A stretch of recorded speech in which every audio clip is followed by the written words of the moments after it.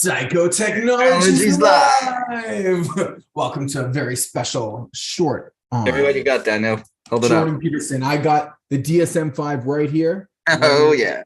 This book is the Bible of North American psychology and psychiatry, I think, as well. Yeah. But mostly psychology. And this book defines what it means to have depression and all those other stuff that Jordan Peterson likes to talk about as well, because he is also a clinical psychologist. And so it would be the book that he would use to diagnose his patients. And now the tables have turned. Every clinical psychologist has one of these on their shelf because, they have to diagnose it. This is the definitions. Like, this is the dictionary essentially of what all the diagnoses are and what the criteria are and all that stuff. This is what he would use to decide if somebody has depression or not. And so we're going to turn it around on him. Please note, I am not a clinical psychologist. I am a guy. I think you could just buy this book. Like, you don't need to have a license or anything. What page are you on in this book? I am on page 183, called Major Depressive Disorder, which is essentially what we colloquially call depression, but it's very specific criteria. It's very specific. So 5 or more of the following symptoms have to be present during the same 2-week period, representing a change from previous functioning. At least one symptom is either depressive mood or loss of interest and pleasure. So first one, depressed mood most of the day, nearly every day, which is subjective report, either feels sad, empty, or hopeless, or observations made from others. I can tell you that I have observed him being sad a lot of the time. I don't live with him. I don't know him in person. I've never met him. I do kind of like him. He's a pretty cool guy, I think. A lot of stuff, but controversial things, you know how it is. And I do notice that he does seem to feel sad and hopeless. Okay, so does cry a lot. There are 9 in this list, 9 criteria. Is that right? Nine, and you have to hit 5. Right. So this is like one of those pop quizzes on the internet. Do you have at least 5 out of 9 of the criteria for depression? Yes, and he most definitely does have he's 1 for 1 so far. Okay, so wait, 1 out of 9. Number 2. 1 out of 9. 1 out of 1. 1 out of 1. 1 out of 9. Markedly diminished interest or pleasure in all or almost all activities of the day, nearly every day.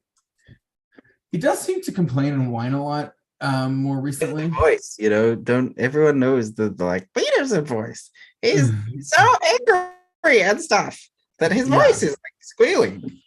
Yeah, he does do the squealing voice. I think that's going to show up a little bit more later. But the question is, does he enjoy stuff? And to be honest, I don't know if he does or doesn't. It's like kind of on this line, because he talks about how people are always coming up to him and saying that they helped him so much, and it seems to make him cry. So I think he gets a lot of meaning out of it. It really getting the enjoyment. But is there like a physical pleasure? Is there like a glow? Is there a warm feeling inside? I think it actually, like, it breaks his heart a lot of the times. Like, you do seem, when he talks about it, he does seem to cry, and it doesn't seem exactly like tears of joy. It seems very much like there's something like he's resonating with the other person's pain and feeling that. And I think he's like happy that it's there, but that happiness doesn't seem to give him pleasure. In like a hedonic sense. So we bookmark that as a kind of not really. So we got symptom 1. I'm gonna say no, 2, but I can definitely hear the other side, and it's not a confident no. Yeah, we're not him. We're a little bit distant from him. We only get to see his public-facing video face. Yeah, and to full disclosure, I haven't actually watched a lot of his stuff recently, so I don't know. It's more analyzing Jordan Peterson, the person that plays the character, versus like the actual person that lives at his family and does whatever he does. Okay, number 3. So more like internet like character, not less personal, but also low personal, because that's what he's about. That's his character. Significant weight loss when not dieting, or weight gain. So like a decrease or increase of 5% body weight in a month, or increase in appetite. And then it says not including children. So Peterson's not a child, so it's 5%. I think he did lose a lot of weight at some point. Like, it does seem like, he looks a bit scrawny right now. Yeah. And like, given his whole manliness and persona, I would expect him to be like weightlifting and trying to put on some bulk, some muscle. And even given that he doesn't do that, it does seem his natural body type is one of those like skinny ones, but still, like I think his weight does seem like underweight in a lot of ways. And I think that one is a yes. Mhm. So in my opinion, 3 for 3. This isn't not criteria. This is the depression criteria. I'm This is not like, depression criteria. oh, he's looking a bit scrawny. This is like the criteria.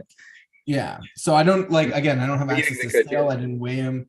We didn't ask him these questions, but it does seem from the outside that he is Number 3. That's a tick. All right. Next. Yeah. Insomnia or hypersomnia nearly every day. Mhm. I don't think he sleeps well. Yeah. I hate to say it, but like immediately, I agree with you. He doesn't seem to sleep well. Yeah, so I don't know what's going on there, but I think in general the sleep schedule is not doing well. Right. So that's 4 for 4. If he gets one more, then he's hit criteria. Right. So we're like, if we're in the grand final, we're like, 5 points of 4 to 0 here. There. We're almost there. All right, what do we got next? Psychomotor agitation or retardation nearly every day. So please don't cancel me over that word. That's these guys saying it. I'm just saying it. So psychomotor agitation means like kind of like twitchy, like you're moving around a lot. So imagine like someone with ADD or someone on meth, like they would have like psychomotor agitation. And then retardation means it's like hard to move. So depression often feels like a blanket. Yeah, heavy blanket. It's hard to move your limbs. It's hard to get around, hard to move. So this one, I don't know. I don't know if we can say from so far away. This one is like kind of, yeah, like he does seem to like, I wouldn't actually like, yeah, like I wouldn't say yes.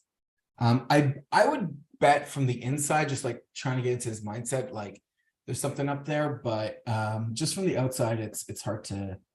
I don't think like I wouldn't say he really meets criteria for this. All right, I reckon we got to give him like a free pass on this one and like move on to the next one. Yeah, I don't want to just like bias against him. I'm gonna say no for this one, but also like not enough information. But just based off the information I have, I wouldn't say yes. So I'm gonna say no. Yeah. Fatigue or loss of energy nearly every day. He did have that for a period of time where like he wasn't on the internet, he wasn't posting. Yeah, but was that the alcohol or the benzos, or was that? Yeah, so yeah, I think that was benzos. But that was then. I'm talking more like post benzo, like back when he's on the internet. Is more what it's I'm also for. Like, have you met every grandfather? They like have a snooze. They're not like full energy. Like getting old is an energy thing. True. Like, is this just age? That's true. Like, maybe he's not drinking coffee because coffee's not good. Coffee will Right. upset you anyway. Right. Like, He is older. He does have a lot of stuff. He has been through things. I wouldn't expect him to be like a chipmunk. So for like an old guy, he does move around a lot. Like I know people his age or younger that are just not in a good way. He's only 60. I thought, geez, he does not look like a young 60. He looks like an older 60. Yeah, I just looked it up.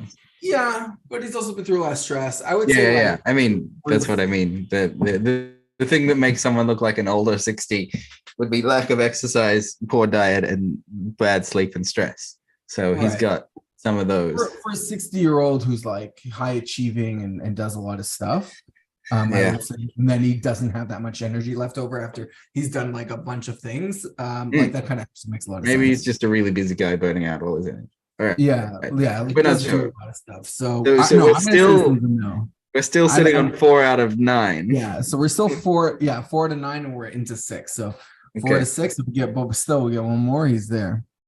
Yeah. Feelings of worthlessness or excess or inappropriate guilt, which may be delusional nearly every day, and not merely self-reproach or guilt about being sick. So I don't think he has feelings of worth. He might have He probably does have feelings of worthlessness, but that's complicated. It's kind of hard to be worthless when you have millions and millions of fans and money. But also like it hasn't moved into his cognition. So I would bet that there's feelings there, but it's not beliefs, it's not cognition, it's not the way he thinks. It's just he probably gets feelings like that sometimes. But to be fair, like kind of everyone does, I think. So, especially public figures, like that is a hazard of the job. So Yeah. I'm gonna count it. I'm gonna count it not. I'm gonna say Yeah. not, No. even though it kind of is, but like Yeah. not here. Or excessive or inappropriate guilt.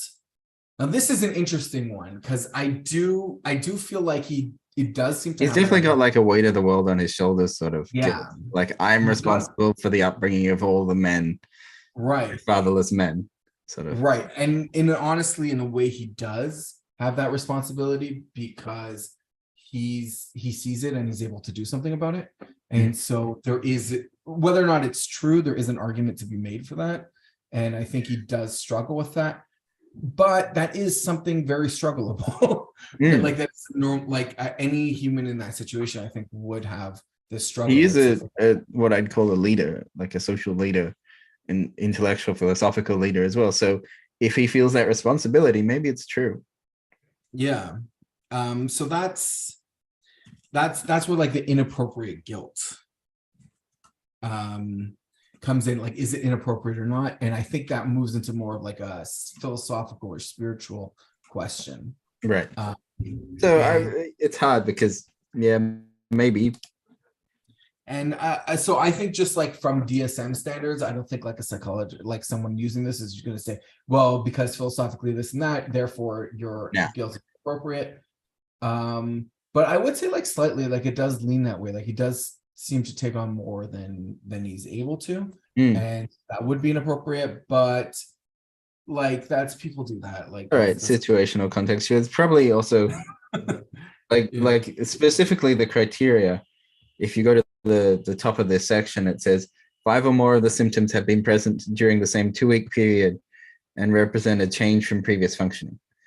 Yeah, so it's really quite timely for like whether he has it right now. Like it can come and go. You can drop in or out of one or more of these symptoms, but yeah, I'm more looking at like sort of overall, like is there a general gestalt of major depressive disorder, not like specifically the 2-week period thing, because I'm really like I'm not his psychologist and I don't like I just kind of get the videos whenever I get them. Like it's not I haven't been like following him around for 2 weeks. All right, next one on the list. We're not diminished ability to think or concentrate or indecisiveness nearly every day. Either by subjective account as observed by others. So like we're observing him like on the public content. And so there is like some validity to actually what we're doing. Diminished ability to think or concentrate. I think he kind of does, but for him, like relative to his level, but he is extremely smart and but this is the criteria is change from previous change from previous functioning. So have you seen his videos recently? They're just not at his previous state. Like look at his other stuff when he's in the classroom or his Bible talks, and now look at it now, and I think it's I think there is definitely a diminishment, but he's doing different things is the problem. Back then, he's changed his lifestyle as well. He's gone on speaking tours. He's doing different work. Right. So when you listen to him in the classroom, like this is him in his element. Like he's PhD. It's like crazy. I think it's like 9 years. And plus he's been working in the field for God knows how long. And so when he's talking like psychology, like this is his comfort zone. This is what he knows. This is what he's been practicing for decades. So when it looks good, it like, that's like he's been doing that for like longer than a lot of people have been alive. And so, he's going to be very good at it. When he does the Bible stuff, that was like kind of like the stuff he's been working on for years. I think it's like less decades, but could be like a decade already that he's been working on that. And so you're getting this thing of like this refined, like working, something that he's been working on for a long time. Now he's doing speaking tour or whatever, like he's going around doing stuff, like his debates, his discussions and stuff. He is learning something new. He's in a new element. And so that his thinking abilities are that it looks that his thinking abilities are diminished from the outside, I think is what you would expect. Like that is the base rate of someone trying something new. So this is a tough one. I don't actually know. No, I reckon he's diminished. Yeah, you think? All right, what's the last one? This is the final, like, so maybe we got like a little bit on the other one I want 7, the other piece of evidence actually I want to do is why I agree with you, and I think it is diminished. if you look at his video of, he does an interview with Vervake, John Vervake. And so the recent video where he's like, it's called something like a conversation so crazy it's almost psychedelic, so something like that. The quality of that one versus the quality of the other one that he had before, like that's from like 4 years ago, like that other one was way better than the one he has now. He does seem very flustered. It does seem like there's a lot of like things, like he's living almost in a different world a little bit. Okay. And like he's seeing the inside of his head a lot more. All right. What's up? Last. I would say that is diminished. So I would go for, we're at a 5 out of 9. That's 5 out of 9, but let's check the last one. Let's check the last one. Because you know, if it's 8 out of 9, he's definitely like. But if we're on like 5.5, 5, like 4.5, 5 is like recurring thoughts of death, not just fear of diving. Recurrent suicidal ideation. So he does. I think he does think about death a lot, but yeah, I mean, he is older and like that's 60. Like, he's not even old. He's 60. He's 60. He's still, not 80. He's 60. Yeah, but he's more than halfway through his life, presumably. Sure. So thinking about death, and he's not ruminating. It doesn't seem like. It seems like he's actually like. It does seem like he actually talks about it and tries to process it. Not just fear of dying. Recurrent suicidal ideation without a specific plan. He hasn't said anything about suicidal ideation, but but he ended up in that clinic for. So yeah, we're gonna get to that one in a minute, but I have been skipping the whole him disappearing for a while because it's more for the end. Right. So this criteria is in the last 2 weeks, right? But he did have some weird stuff happen. He disappeared. He took a lot of benzos. He had an alcohol problem. Like that was kind of hidden. Yeah, I'm more talking like post Peterson return. Right. Right. Well, Peterson. We got to talk about him right now. Peterson or not Pierre. Yeah. Because there's like he's been through a lot of stages, and it is very fun to watch and like interesting and like very like learning. Like I do enjoy like watching his journey through the world.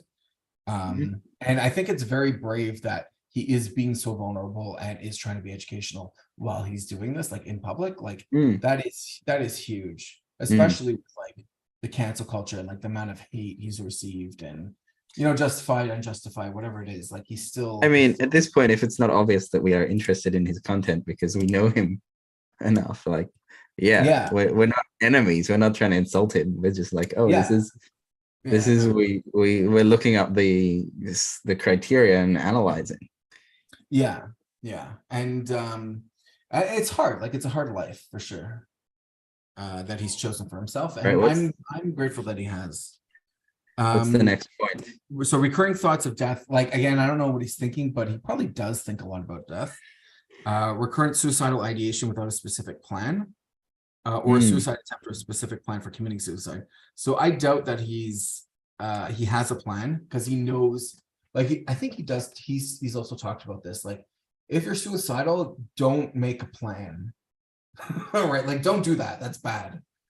Don't figure out, like don't plan it because like that's a knowledge hazard, right? You can go. It's bad. Don't do that. So recurring suicidal ideation with a specific plan, probably. And like also then how much like the benzos did he know that this is a bad idea? Were the benzos a specific plan? Like what? Yeah, I would bet it wasn't a specific plan. It was more of a like I know this is a bad idea and I'm going to do it anyway because I don't have like the part of my brain that would be making it not happen is it not exactly working. And I think that part of the brain is probably the part that also helps you deal with not being depressed. And so I think this one kind of is like, I think he does probably. That's, I mean, if I was awarding half points, which I don't think you're supposed to, we're on like 5 and 3 halves. Yeah. You know? I think honestly, like, I think this one could really go either way. Yeah. I think this would be dependent on the therapist. And also somewhat dependent on a lot of facts. Well, it's also, so if you read the next line, can you read the next line out? Yeah. So the next one is so out of all these are Nine. the criteria. So it has to hit a bunch of them. So the B, so it has to hit 5 out of 9, and then that's A, and then B is the symptoms cause clinically significant distress or impairment, in social, occupational, or other important areas of functioning. Right. 100%, 100% it does. Like Right. just seeing him as like a public personality, seeing him So through like right. just me as someone who like watches his content, sometimes like it becomes difficult to watch because of this stuff. Well, for me, I was like, well, 0.9, is it causing significant impairment? Or maybe he's thinking about death, but he's still like going on a speaking tour. So maybe not that one. Maybe that one's He's he's doing still, okay with. yes, But yes, some he of is. the other ones certainly are causing distress, like the poor sleep. Like Well, the that's definitely symptoms, I mean, these symptoms that he's been going through, do they cause distress, which I think they do, or impairment in social occupational? I think so, they do. Just right. my evidence for this is that like I'm a consumer and I know people that have consumed this stuff, and we're less interested in his stuff now. And I think a lot of it is because he is fighting this depression, and um he's not fighting it in a YouTube entertainment friendly format. Which again, like I don't mean Mm. any disrespect to him, right? Like Well, some of it he it's like. more objective If we look versus- at the number 7 on our list on but that the is a very DSM hard list, thing. Yeah. if you look at Sorry. number 7, inappropriate guilt, like we talked about him having the weight of the world on his shoulders, right? Yeah. That's And actually quite supportive for his social and career because it's inspiring him to go out and make all these talks and to be it's very active. I So I that's don't like in line. Obviously, he's doing it in a very stressed out way, and so we're like worried for him. But at least it's I getting him out. no, I disagree with this. I disagree with this assessment. I think there was a point where, like, when he first started, and he's like, "Oh, I got the guilt, like I got the way of the world, and I got to do this thing, right? Like, I feel called to do this." And so he went out and did this, and like that pushed him forward. That pushed him into places that he wasn't ready to be in, but he did it anyway because it was the right thing to do from his perspective. And that's bravery, right? Like that is Yes. bravery. Yeah. And now I think, and like again, I don't know, like I'm not there. I haven't actually been following that closely, but I do think that it is draining on him at this point. And Absolutely. and he does already have a built-in audience that he really could just kind of like be a little bit more of a person. Like he doesn't have to reach so far for the stars anymore because he already is a star, right? Like he already is there. And so it would be more like cultivation and growing. Right.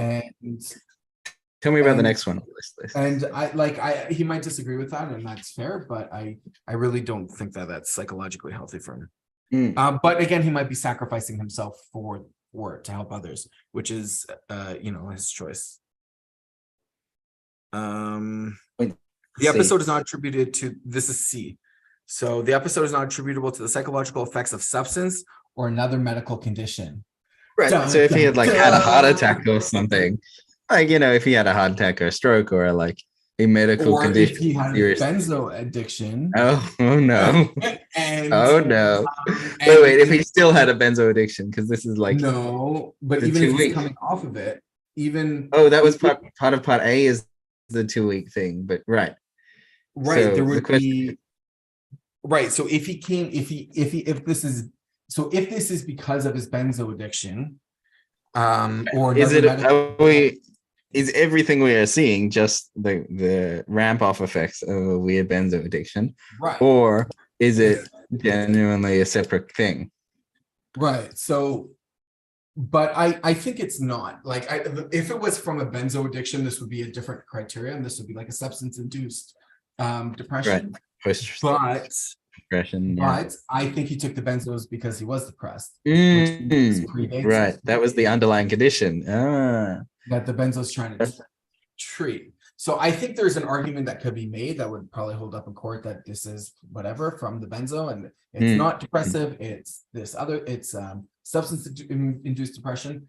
But I think if we're trying to be honest and actually try to understand what's going on with him, I think the depression was there before. Mm. And I think that's part of the guilt. Like, I think he holds on to a lot of things of what he should be. Like, he has this image of what it is that he's trying to move towards.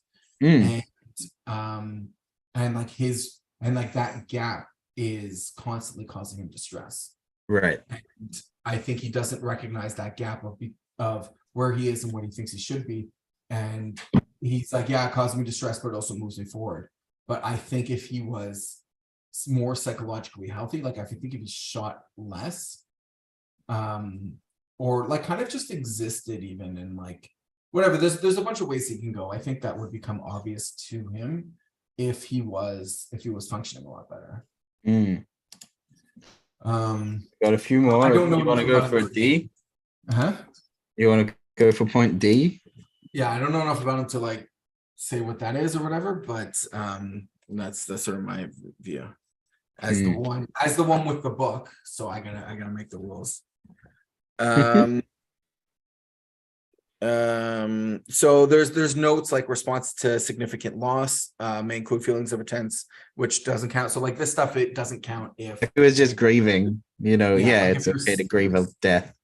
Right. If your spouse died and then you had these, then it wouldn't be considered major depressive disorder. Unless it lasted for a really long time. Like if you were in these for months and months and months, or years and years, at some point it's like, okay, there's something else going on other than just the loss of a loved one. Well, so that would be then that would be like, is this major depressive disorder? Or is major depressive? I think there's another one like from like grief or something that's sort of like caused by that. Like there's also one that's caused by substances. There's a bunch of different ones, but this is kind of the one.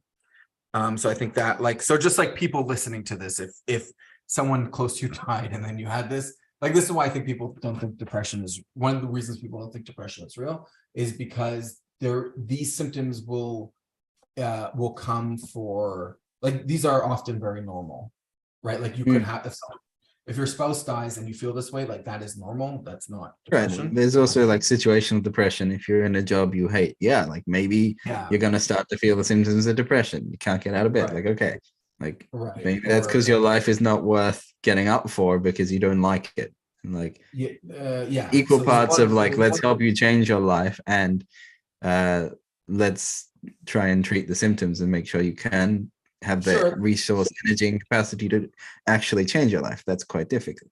Yeah, that's moving into treatment and stuff. Yeah. All right, D, come on. And then D, at least one major depressive episode is not better explained by schizoaffective disorder, which is like for like quickness, it's like schizophrenia. All of the schizophrenia stuff. And it's not superimposed on schizophrenia, which I don't think he has schizophrenia. Schizophrenormal, I don't know what that is. Delusional disorder. I know leftists like to gaslight. There's like a whole cluster. Like there's this cluster of depression, anxiety, and there's this cluster of OCD, which seems like a different thing, and there's this cluster of schizophrenia. And it's like what it's saying is the occurrence is all of these symptoms are not more related to schizophrenia.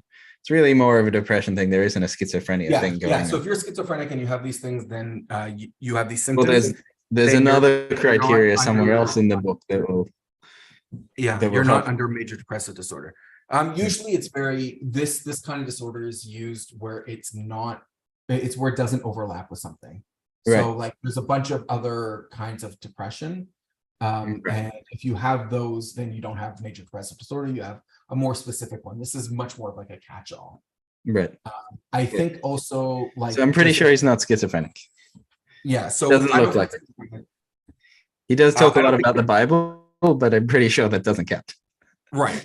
Delusional disorders. So like this one, I think there are people that would say he is under delusion disorder of like God and God and Jesus in his heart and like all this, and you can like.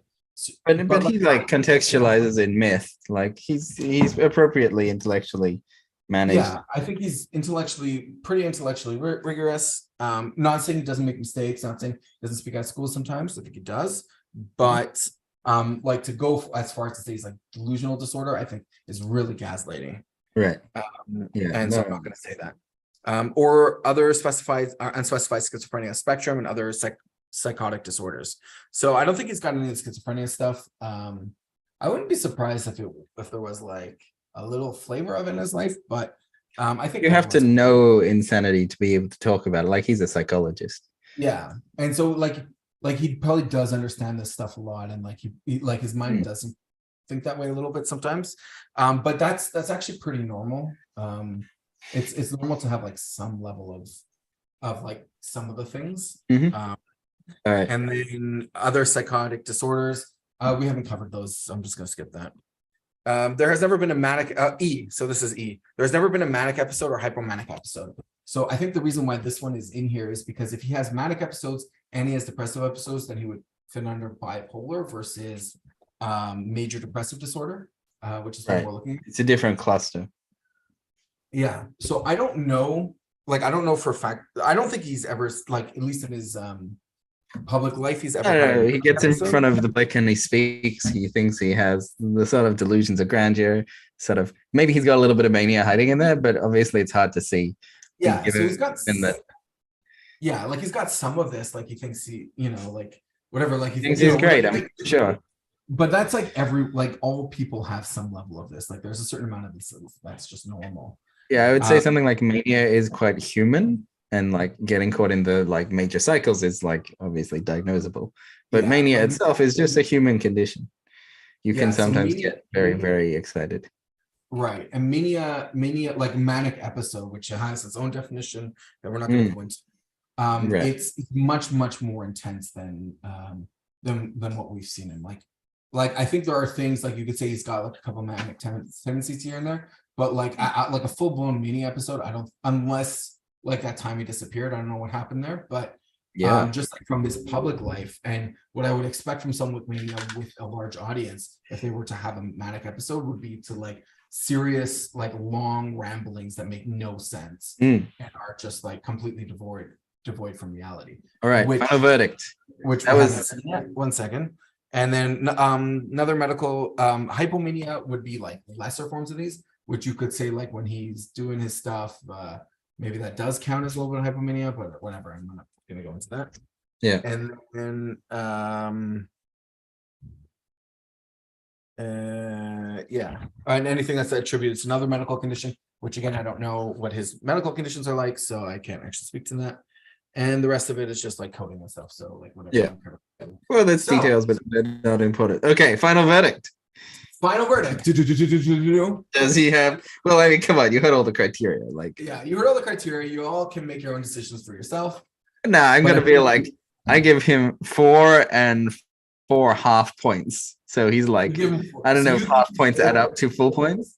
Okay. So maybe 5 and 3 half points, like 6.5 out of 9. Yeah, I don't know if you're allowed to do that or not, but sure. Let's say like the point is there's a real cluster there. He seems to have nearly all of, well, he has like 8 out of 9 like kind of showing up, but some of them are a little bit thin on the ground. But I think that barring that he has a different diagnosis, right? I think that barring the substance abuse, like if he had the same things going on without the substance, I'd be like, oh yeah, this man is depressed. Yeah, but because he's got the substance, I'm like, oh, maybe it's better explained by some of that. No, I don't think it's explained by substance. I don't, barring that he has. Right, of course, because you said like he had the depression probably before, and that's why he took the substances. So, okay, so what's your verdict? My verdict is depressed. Like depressed. This man needs some help. Let's hope he can get better. I concur. I think he's got major depressive disorder at the very least. And Dr. Peterson, if you're listening to this, we would love to have you on the show and work through some of that.